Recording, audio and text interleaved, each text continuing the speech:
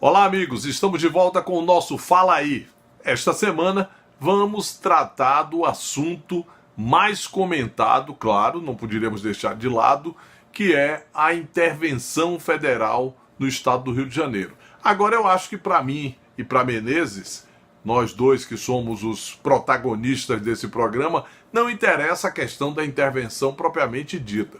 O que para a gente interessa é o que levou o presidente Temer a adotar essa posição com relação à segurança pública do Rio de Janeiro. Por que é que ele decretou intervenção? Não é isso, Menezes? Isso aí, né, Zé? Já que o nosso caso aqui é comunicação e marketing político. É uma medida bastante interessante, né, audaciosa de certa forma, porque as variáveis são enormes, né? Tem milhões de possibilidades de dar certo e milhões de possibilidades de dar errado, mas se der certo, vai ser um grande trunfo para o Temer. Ele tem na administração dele, do seu pouco tempo administrando o país, muita coisa positiva na área econômica, né? Foram muitas as conquistas, a economia está se desenvolvendo, está pegando um ritmo novo, mas nada disso foi suficiente para alavancar a popularidade dele. Ele continua muito mal avaliado pela população. Se essa medida, essa intervenção no Rio de Janeiro, a questão da segurança, claro que não vai ser resolvida totalmente, mas conseguir alguns frutos bastante positivos, isso pode melhorar muito a vida dele, né? Seja com uma eventual candidatura à reeleição, ou no mínimo, para que fique um legado positivo, né, dessa administração dele. Vamos ver o que acontece.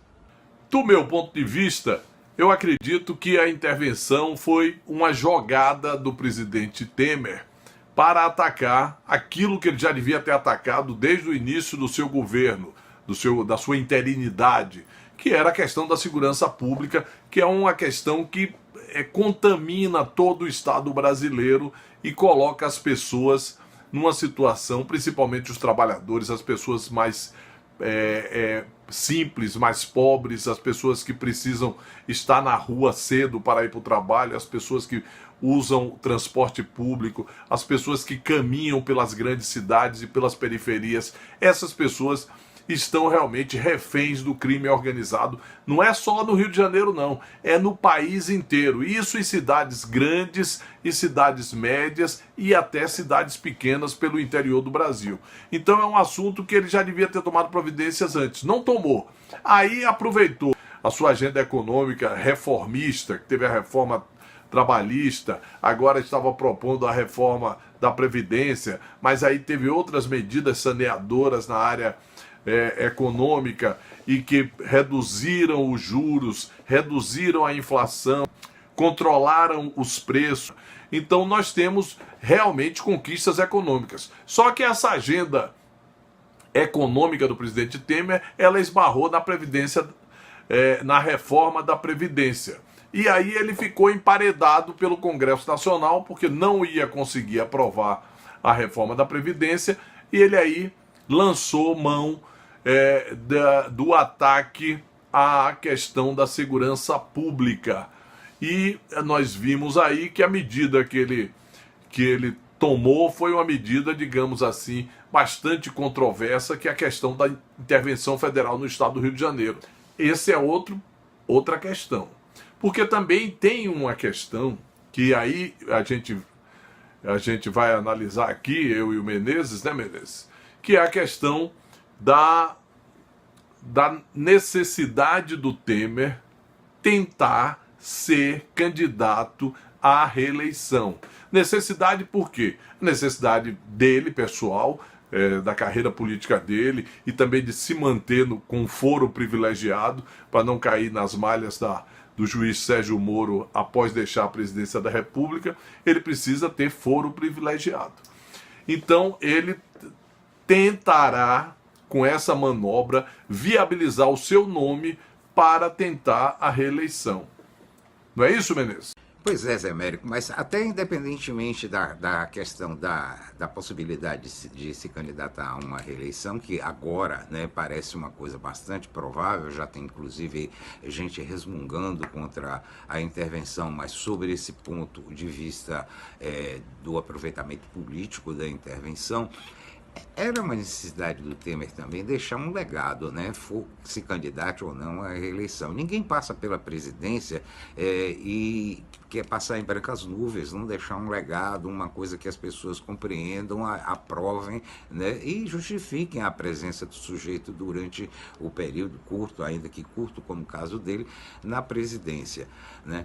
Vamos ver o que é que acontece. Eu acho que realmente é uma bela de uma jogada de altíssimo risco, é verdade, mas se der certo, ele vai ter condições de aparecer como um candidato à reeleição com a bandeira da segurança que ele vai tirar das mãos facilmente das mãos do Bolsonaro, que é, nesse momento, nesse exato momento, apenas a figura com mais chance de se eleger, né? Com a saída do Lula do páreo, por mais que o Lula fique aí em caravanas dizendo que é candidatíssimo, a gente sabe que as chances dele ser efetivamente candidato são remotíssimas, né? Isso, Mendes, para mim é o principal. Por quê? Porque quem iria querer o Temer ao seu lado numa campanha presidencial? Imagine você, o Alckmin pega o apoio do PMDB, e aí o Alckmin vai colocar o Temer no programa eleitoral dele, na propaganda eleitoral dele, vai falar das conquistas do Temer. Claro que não. Quem iria falar? O Álvaro Dias, de jeito nenhum, é oposição. E quem mais? Não tem mais ninguém, entendeu? Outro candidato até que saia como candidato do PMDB à presidência da República, eu duvido muito que ele vai colocar Temer, o vampiro brasileiro Temer, do seu lado para dizer, eu estou aqui com o presidente Temer vai declarar o apoio à minha candidatura. Pelo amor de Deus, né? Do jeito que o Temer está hoje, ele realmente não é figura desejada por nenhum candidato. Então, ele só tem ele mesmo para defendê-lo.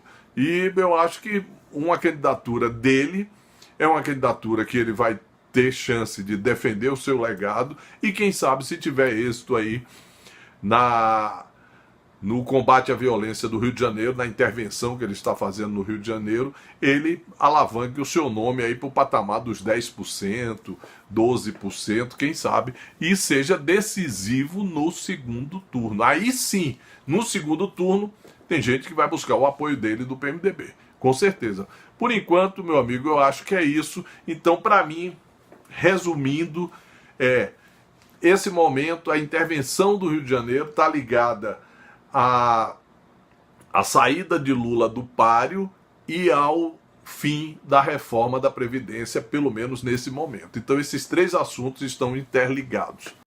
Pois é, Zé Américo, essa eleição tem umas características bem interessantes. Mesmo que o Lula seja impedido de disputar, o que é bastante provável, mas ele não vai deixar de ser um player importantíssimo nesse processo. É um cara que tem legado, que tem apoio popular, né, que tem um partido importante. Então, vai ser interessante observar como o sujeito que não está impedido, e é um ex-presidente impedido de disputar a eleição, né, com uma enorme influência no processo. E a outra coisa interessante também é essa história do Temer. Um camarada que ninguém vai querer, mais ou menos óbvio, o apoio dele explícito e declarado nesse primeiro turno, no caso dele não se candidata à eleição, mas um sujeito rejeitado, digamos assim, pelos demais participantes da eleição, passa a ser um cara bem interessante e com alguma chance de êxito, né, no mínimo, para defender o legado dele, se ele for candidato. Também vale salientar que ele contou com a ajuda, né, inestimável e prestígio do governador e do prefeito do Rio de Janeiro, né, que praticamente jogaram a toalha e permitiram também que ele fizesse essa intervenção sem causar conflitos com os governantes de plantão lá do Rio. Tanto o governador quanto o prefeito praticamente tiraram o corpo e deixaram a responsabilidade na mão dele, e ele aproveitou bem essa situação. É isso aí. Até o próximo programa e se você gostou, recomende aos seus amigos. Um abraço, até mais. Um abraço a todos e até o próximo programa.